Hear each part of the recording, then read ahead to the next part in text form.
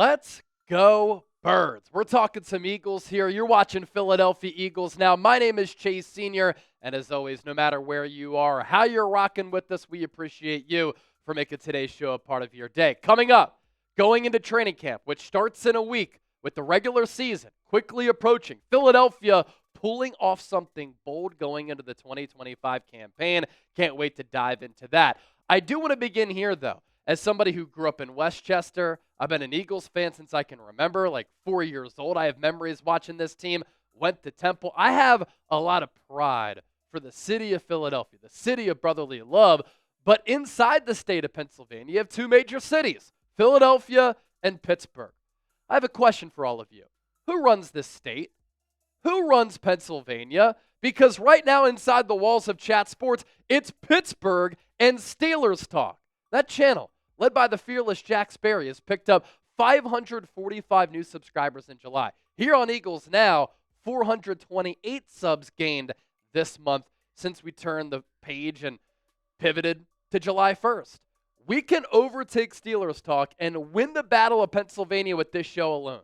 Just hit that subscribe button, lock us in for the best Eagles coverage right here on YouTube. Anytime I do a show, I aim for it to be as informative, insightful, entertaining, thought-provoking as possible, and I always want you to have a voice. So join the movement. Let's take down those Steelers. So Philadelphia, pulling off something bold going into 2025. That's the subject matter of today's show. And let's begin with this foundation here. Of course, heading into 2025, the Eagles are the defending Super Bowl champions because last year they pulled off one of the most impressive Super Bowl championships of all time, denying the Chiefs their quest of a three-peat and annihilating, dominating Patrick Mahomes and Andy Reid. Jalen Hurts reveling in the moment inside the Superdome in New Orleans in February, becoming Super Bowl MVP, and bringing the Eagles their second Lombardi trophy in franchise history. Isn't this a beautiful sight?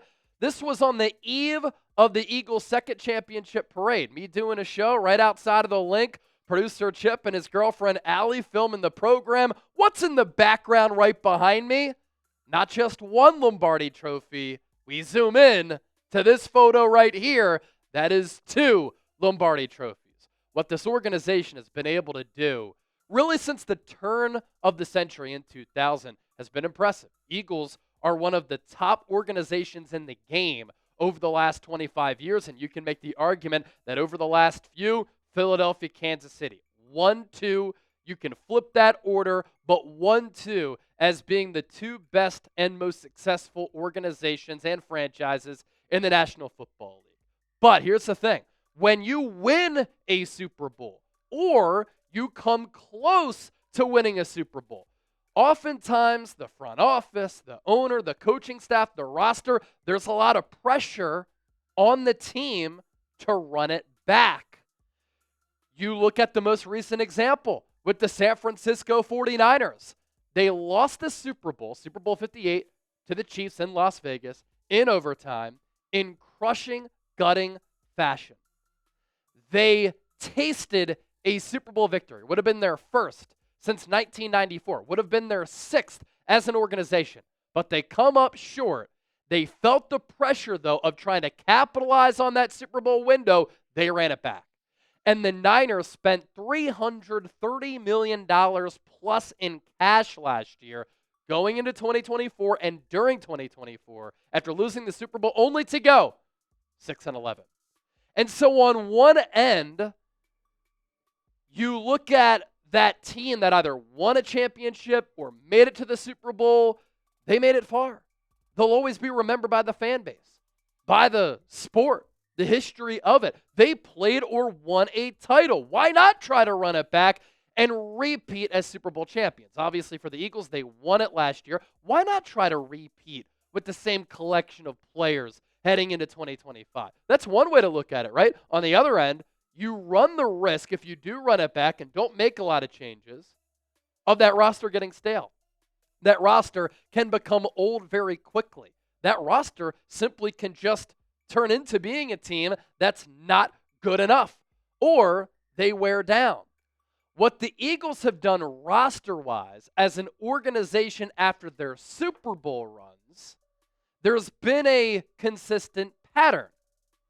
Up until what Howie Roseman, Jeffrey Lurie, Nick Sirianni, and the Eagles have done off the heels of last year's championship going into this year. But you turn the clocks back to Super Bowl 39 during the 2004 season. The Eagles lost to the New England Patriots 24-21. Tom Brady, Bill Belichick, Teddy Bruschi, some headliners on that team, obviously. Philadelphia was so close to winning that game. They had lost 3 consecutive NFC Championship games before finally winning their 4th straight NFC Championship game, or at least their 4th straight appearance. And they beat the Falcons. They play the Patriots in the Super Bowl. They lose in heartbreaking fashion, 24-21. They should have won that game. They were the better team. And so what did the Eagles do? Coming so close to capturing their first Lombardi trophy in franchise history, they ran it back.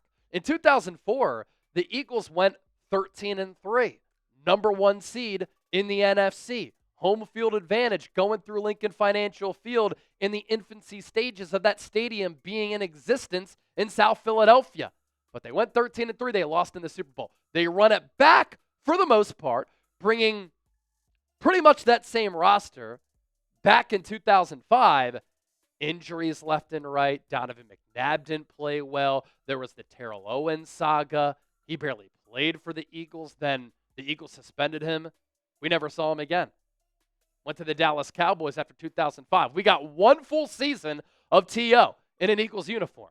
But that year in 2005, when the Eagles ran it back, they went 6-10, 0-6 in the NFC East. The first team ever to go 6-0 in their division the prior year, only to go winless the following year. And Joe Banner and Andy Reid, general manager, head coach combination, you can see where they were coming from with that strategy, right? We've made it to 4 straight NFC Championship games. We're desperate to win a championship. We were so close. Let's run it back with the hopes that we can get over the hump. In Super Bowl 52, during the 2017 season, the Eagles got their revenge on Tom Brady and Bill Belichick and the New England Patriots, and they won one of the most entertaining Super Bowls of all time. Back and forth all game. Came down to the final play, that Tom Brady Hail Mary. Eagles catch the dub, and they bring home their first title with the 41-33 victory. In 2017, the Eagles, number 1 seed in the NFC. Home field advantage going through the link. Place was rocking with Nick Foles as the quarterback stepping in for Carson Wentz. Philadelphia went 13-3 that year, despite losing their starting quarterback in what? Week 11, maybe a little bit later, and they won the Super Bowl. 2018. Remember that 2018 Eagles team? They were a little bit older. And Philadelphia maintained its core from that prior year, but even though they went 9-7, they made it to the playoffs, and they made it to the divisional round. Remember what had to happen just for the Eagles to get into the playoffs that year? They went 4-0 in their final 4 games as Nick Foles, once again, replaced an injured Carson Wentz, and they go into that divisional round game against New Orleans as a team that could have won. I thought they were going to win. Then the ball goes through Alshon Jeffrey's hands, picked off, game over, Eagles season over. But from 13-3 to 9-7, that roster got old, stale, very, very quickly. Why? Because Howie Roseman, Doug Peterson, and the Eagles pretty much had that same strategy of running it back. We won it the year prior. Let's try to repeat. Let's keep this dynasty going. I remember being by the Art Museum steps for that Super Bowl parade. Doug Peterson saying, we got this one Super Bowl. We want this to be the start. It really wasn't the start because the Eagles, after that Super Bowl championship season under Doug E.P., slow starting teams, sluggish teams, and in his final year in 2020, an outright bad team. Then the Eagles make it to Super Bowl 57 during the 2022 season. Eagles lose to Kansas City in one of the most heartbreaking Philadelphia sports defeats that I can ever remember. 38-35. They should have won that game as well. In 2022, the Eagles offense took the league by storm. The defense was very opportunistic. They went 14-3, number 1 seed in the NFC. Home field advantage going through Lincoln Financial Field. The following year, yeah, the Eagles went 11-6, not a bad record at all anytime you're able to win double-digit games. But what happened? There was the collapse. It got very ugly toward the end of the year as the Eagles lost 6 of 7 games. Again, that similar theme. The Eagles pretty much ran it back under Nick Sirianni and Howie Roseman. For instance, they felt the pressure coming so close to winning a Super Bowl to bring players like James Bradbury back on a big money contract. He got cooked overnight. He serves as an example of what can happen if you try to run it back.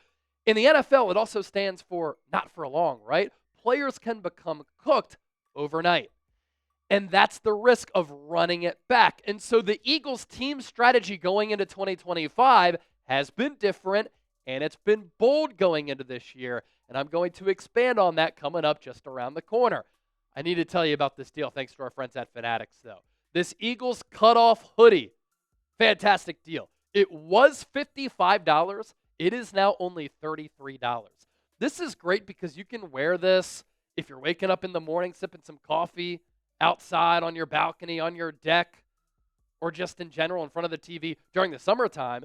But then once the fall and winter come around, this is a perfect thing to wear. Again, was $55, now just $33. All you have to do, use that link down below, chatsports.com/Eagles cutoff.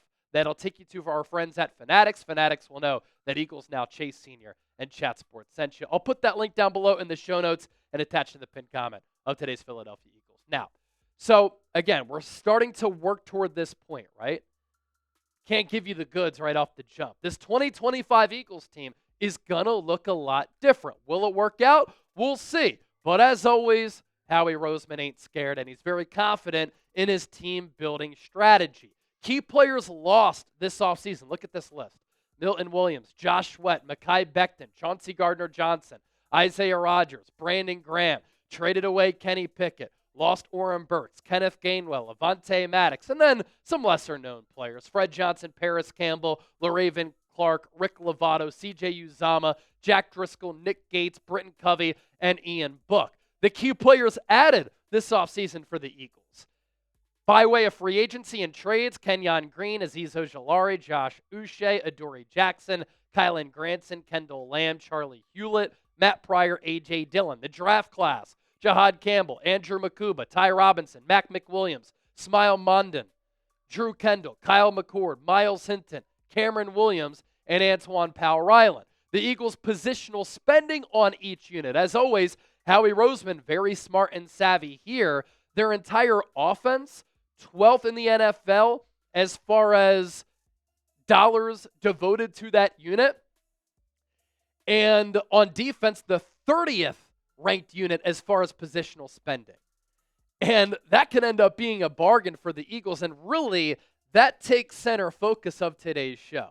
Because a strategy that we have seen this year for the Eagles, they didn't want to run it back for the sake of running it back.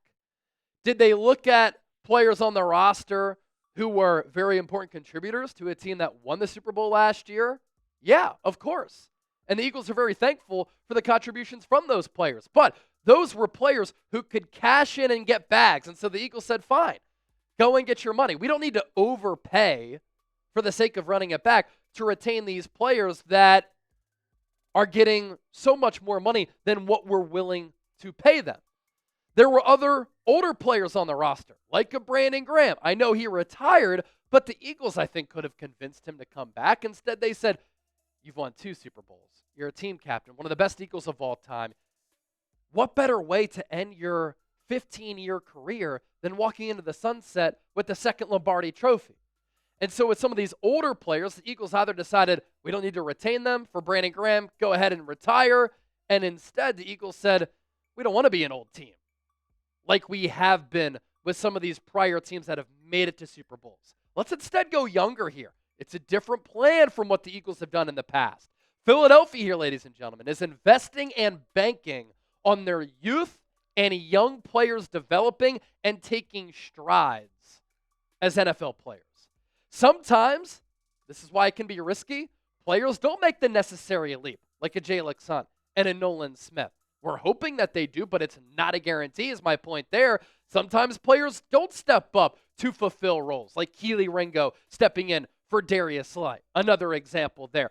There is risk in relying on all of that, but the Eagles as an organization believe in their infrastructure. They believe in their stable environment, great culture, and development of players and coaches. And I think what the odds makers also say about the Eagles going into 2025 is pretty notable too. Philadelphia is favored in 15 of 17 games, despite this being a very difficult schedule. Now the Eagles are going to need to be sharper with execution. They're going to need to stay motivated. They're going to have to adapt and evolve and, of course, stay healthy. Those are all very important elements of Philadelphia being able to repeat. But staying healthy, staying motivated, adapting and evolving, being sharper with execution. Sometimes that is aided by having younger players who have more youthful energy, who are eager to prove themselves, who are looking to get contracts, make names for themselves in the NFL. And when you have a veteran team that wins a title or comes close to it, sometimes things can get stagnant. They are content. But with this young team of Philadelphia, I think that and all of this is a part of what Howie Roseman's thinking is. And I think that's why Howie Roseman has approached this offseason the way that he has. Bold as always, but I'm a believer in that plan, and it's a bold plan that I am on board with. Be sure to give me a follow on X and Instagram at Chase_Senior. In addition to always talking about the Eagles here on YouTube, I'm always talking birds on my social media pages, massive platforms over there. Give me a follow and don't be afraid to say what's up.